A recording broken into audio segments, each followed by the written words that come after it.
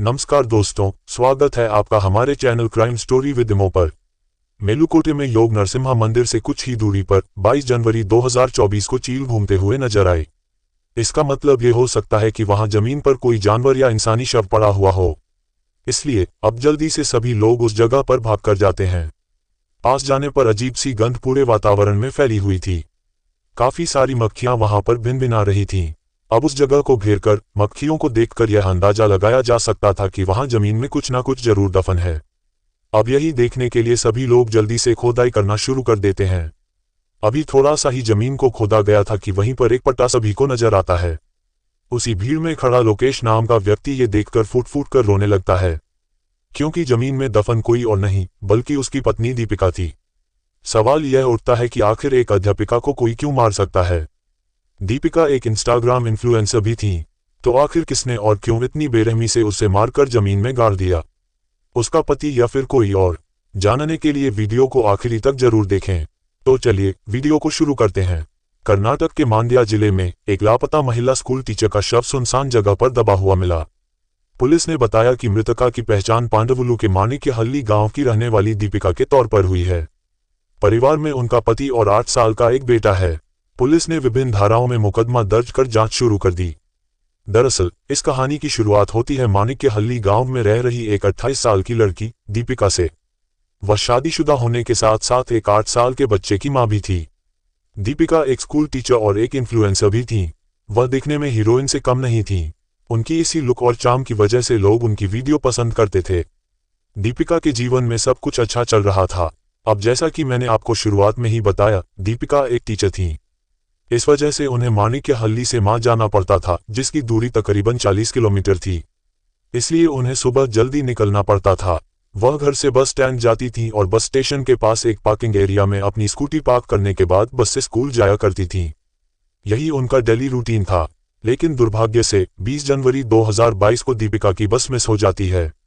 वह स्कूटी से ही स्कूल जाने का फैसला करती हैं और दोपहर करीब 1:30 बजे उनके पति लोकेश ने उन्हें फोन किया, लेकिन उनका फोन बंद था।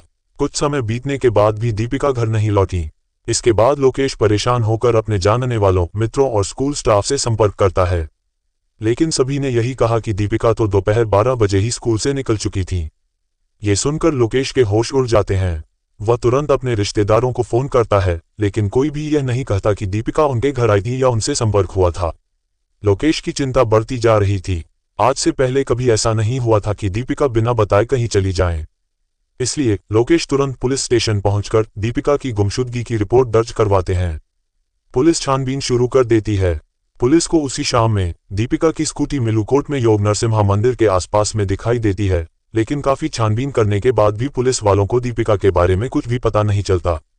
इसके बाद आगे के 2 दिन भी बीत जाते हैं।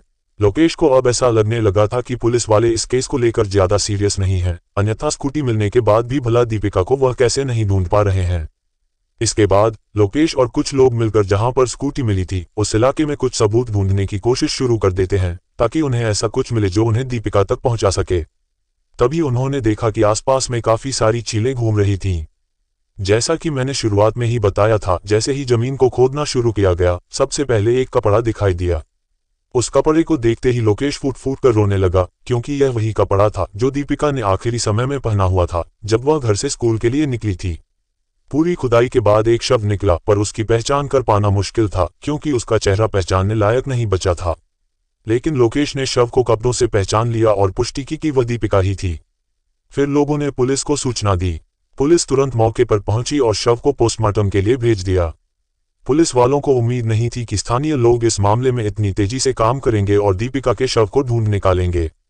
इस घटना की खबर सोशल मीडिया पर तेजी से वायरल होने लगी। इस बीच पुलिस ने कुछ स्थानीय शिक्षकों और पड़ोसियों से पूछताछ की। एक शिक्षिका और पड़ोसियों ने बताया कि घटना से 15 दिन पहले ही दीपिका और उसके पति लोकेश के बीच बड़ा विवाद हुआ था। ये जानने के बाद पुलिस ने अपना शक लोकेश पर डाल दिया। पुलिस ने लोकेश को हिरासत में लिया और उससे कड़ी पूछताछ शुरू की। कई सवालों के बाद लोकेश ने जो खुलासा किया वह बेहद चौंकाने वाला था। उसने बताया कि 22 वर्षीय नीतीश नाम के लड़के ने घटना वाले दिन दीपिका को कॉल किया था। अब सवाल उठता है कि नीतीश कौन था? नीतीश दीपिका का बहुत करीबी दोस्त था और अक्सर उसके घर आता जाता रहता था। दीपिका एक स्कूल टीचर होने के साथ साथ एक इंस्टाग्राम इन्फ्लुएंसर भी थी। उसकी खूबसूरती और पोस्ट को देखकर कई लोग उसे फॉलो करते थे। नीतीश बाकी फॉलोअर्स की तरह सिर्फ ऑनलाइन तक सीमित नहीं रहा, वह दीपिका को रियल लाइफ में भी फॉलो करने लगा। दोनों का एक ही गांव के होने के कारण उनकी दोस्ती गहरी हो गई। हालांकि दीपिका नीतीश को अपने भाई की तरह मानती थी, लेकिन नीतीश के इरादे अलग थे। दोस्ती के नाम पर नीतीश ने दीपिका के करीब रहने के बहाने ढूंढने शुरू कर दिए। वह अक्सर उसकी रील्स एडिट करने या अन्य चीजों में मदद के बहाने उसे कॉल और मैसेज करता। लगातार उनके घर पर आया जाया करता था और इसी के चलते अब दीपिका के पति लोकेश को इस बात से काफी चिड़चिड़ापन होने लगा था। नीतीश उसकी पत्नी के कितने करीब आ चुका था और उसे हमेशा कॉल मैसेज करता था, इसका आप अंदाजा लगा सकते होंगे। दीपिका भी उसके घर जाती थी और नीतीश भी उनके घर पर आता था। ये सब देखकर लोकेश काफी परेशान होने लगा था और साथ ही गांव के लोग भी अब लोकेश की तरफ देखकर उसकी पत्नी और नीतीश को लेकर काफी बातें सुनाने लगे थे। अब इसीलिए लोकेश ने अपनी पत्नी से कहा कि आज के बाद तुम नीतीश से न कभी मिलोगी, न ही उसे फोन पर या मैसेज से बात करोगी। इन सब बातों को लेकर पति पत्नी में काफी झगड़ा बढ़ जाता है।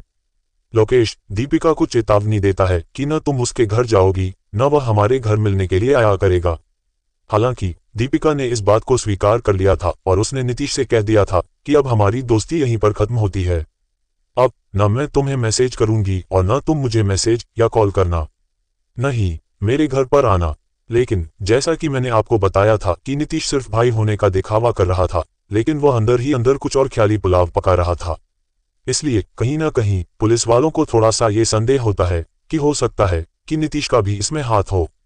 इसी संदेह के चक्कर में पुलिस वाले अब उसके पीछे पड़ जाते हैं और उसकी छानबीन करना शुरू कर देते हैं। लेकिन यहाँ पर पता ये चलता है कि नीतीश न तो घर में मौजूद है, न ही कहीं गांव में। उसके बाद जब उसके नंबर को ट्रेस किया जाता है तो उसका नंबर भी बंदा रहा होता है। अब इन बातों से पुलिस वालों को उसके ऊपर और भी ज्यादा गहरा शक होने लगता है।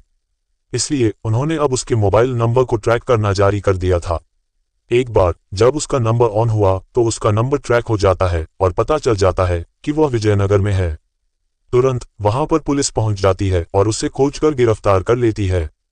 पुलिस स्टेशन ले जाया जाता है और पुलिस कहती है कि तुम ही ने दीपिका के साथ यह सब कुछ किया है। तो जो सच पुलिस वालों को नीतीश ने बताया उसे सुनकर सभी लोग चौंक जाते हैं। नीतीश ने पहले तो पुलिस वालों को यह बताना शुरू किया कि जब हम दोनों के बीच में बातचीत होना बंद हो गई थी तो मुझे बहुत ही अजीब लगने लगा था। पहले तो मुझे ये लगा कि शायद दीपिका ने मुझे ब्लॉक कर दिया है और इसलिए मैंने कॉल भी ट्राई नहीं किया। लेकिन जब मैंने कॉल लगाई तो उसका मोबाइल बस उठा और फिर मुझे लगा कि शायद उसके मन में भी कुछ न कुछ तो जरूर है, इसलिए अभी तक उसने मुझे ब्लॉक नहीं किया और मैं उसे बुलवाने की कोशिश में लग गया था। फिर ठीक 20 जनवरी को मैंने उसे कॉल किया और उस दिन मेरा जन्मदिन भी था और मैंने उससे कहा कि आज मेरा जन्मदिन है, क्या तुम मुझे जन्मदिन के लिए बधाई नहीं दोगी। हालांकि दीपिका ने उसको जन्मदिन की बधाई भी दी, लेकिन नीतीश ने दीपिका की बधाई को स्वीकार नहीं किया और उसने कहा नहीं ऐसे नहीं, तुम्हें मुझे मिलकर बधाई देनी होगी। अब नीतीश दीपिका से मिलने के लिए जिद करने लगता है। हालांकि दीपिका ने उसे मना भी किया कि वह उससे नहीं मिलना चाहती और वह उसके फोन को काटकर स्कूल के अंदर चली गई, जिसके बाद मोबाइल पर लगातार नीतीश उसे कॉल करता रहा, जिससे परेशान होकर दीपिका अब नीतीश से मिलने के लिए स्कूल से निकल जाती है। समय दोपहर के तकरीबन 12 बजे के आसपास का ही था। दीपिका उससे बताए हुए स्थान पर चली जाती है और वह दोनों तलहटी में बात करने लगे। अब दीपिका को नीतीश फोर्स करने लगता है कि वह पहले की तरह ही उससे बात करे, फ्रेंडशिप बनाए रखे। और अब दीपिका जैसा कि नीतीश के बारे में जान चुकी थी कि उसके मन में भाई वाला प्रेम नहीं बल्कि कुछ और खिचड़ी पक रही थी, उसके मन को पड़ चुकी थी और इसलिए उसने मना कर दिया था। और इन्हीं बातों में अब दोनों में झगड़ा शुरू हो जाता है। बातों ही बातों में नीतीश उसे पीटना भी शुरू कर देता है। हालांकि यहाँ पर जो पर्यटक मौजूद थे वह सब इसे देख रहे थे, यहाँ तक कि एक व्यक्ति ने दूर से ही उनका वीडियो भी बना लिया था। ये देखकर नीतीश सतर्क हो गया और रोती हुई दीपिका को सबसे पहले बहलाना फुसलाना शुरू कर देता है और उसे समझाने लगता है। समझा बुझाकर वह बाद में दूसरी जगह लेकर चला जाता है और वहां उससे फिर से वही बात करने लगता है। वह फोर्स करने लगता है कि पहले की तरह ही मुझसे बातचीत करो। लेकिन एक बार फिर से दीपिका ने वही कहा कि अब मेरा पति और मेरा बच्चा ही मेरे लिए सब कुछ है, तुम मेरे लिए मायने नहीं रखते हो। अब मैं तुमसे बात नहीं करूंगी और न ही कर सकती हूं। ये हमारी आखिरी मुलाकात है। इतना बोलने के बाद दीपिका पीछे मुड़कर आगे की ओर चलना शुरू कर देती है और तभी अचानक से पीछे से नीतीश ने सबसे पहले तो उसका शॉल खींच लिया और उसी शॉल से उसका गला घोटना शुरू कर दिया। बेचारी दीपिका वहीं पर गिर जाती है, थोड़ी बहुत उसे चोट भी लग जाती है। इसके बाद नीतीश ने एक बड़ा सा पत्थर उठाया और दीपिका के चेहरे पर दे मारा। अब ये सब करने के बाद भी नीतीश का मन नहीं भरा था। उसने शॉल से पहले तो उसको ढक दिया और फिर उसका गला दबाना शुरू कर दिया। गला घोटकर उसकी जान ले ली। फिर जल्दी से वहीं पर 2 फीट गहरा गड्ढा खोदकर दीपिका को उसके शॉल समेत वहीं पर दफना दिया। इसके बाद नीतीश ने अपना स्मार्टफोन बाहर निकाला और अपने पिता को एक वॉइस मैसेज ड्रॉप कर दिया। उस मैसेज में उसने कहा, पिताजी, मुझसे बहुत बड़ी गलती हो गई है। ढूंढने की कोशिश बिल्कुल मत कीजिएगा। हो सके तो मेरी बहन के लिए एक अच्छा सा वर ढूंढ लीजिएगा और उसकी शादी करवा दीजिएगा। मैं शायद अब कभी घर वापस लौट कर नहीं आऊंगा। इतना मैसेज ड्रॉप कर उसने पहले अपने मोबाइल को बंद कर दिया और दीपिका के मोबाइल को भी स्विच ऑफ कर दिया। वहां से भाग गया। ये सारी बातें खुद नीतीश ने पुलिस वालों को बताई थीं। इसके बाद नीतीश को गिरफ्तार कर लिया गया और उसे जेल भेज दिया गया। इस कहानी के बारे में आपकी क्या राय है? क्या किसी से दोस्ती करने से पहले सोचना चाहिए या नहीं? क्या किसी की कुछ बातों से अगर आपको संदेह हो तो अपनी इस दोस्ती को तुरंत तोड़ देना चाहिए? हमें कमेंट बॉक्स में जरूर बताएं। अगर आपको ये कहानी पसंद आई हो तो वीडियो को एक लाइक करके शेयर जरूर करें ताकि देश में हो रही ऐसी घटनाओं से और भी लोग जागरूक और सावधान हो सकें। अगर अभी तक आपने हमारे चैनल क्राइम स्टोरी विद इमो को सब्सक्राइब नहीं किया है तो सब्सक्राइब जरूर कर लें, क्योंकि ऐसी ही क्राइम से जुड़ी कहानियां हम अपने इस चैनल पर हमेशा लाते रहते हैं। धन्यवाद।